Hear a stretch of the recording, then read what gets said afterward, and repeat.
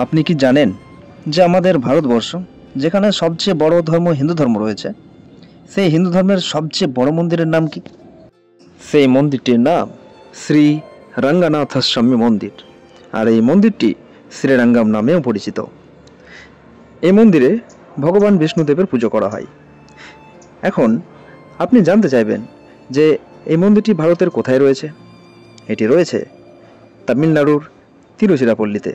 এবার আপনার মনে প্রশ্ন জাগবে যে শ্রীরঙ্গম যদি ভারতের সবচেয়ে বড় মন্দির হয়, তাহলে পৃথিবীর সবচেয়ে বড় মন্দির কোনটি, আর সেটি কোথায় অবস্থিত?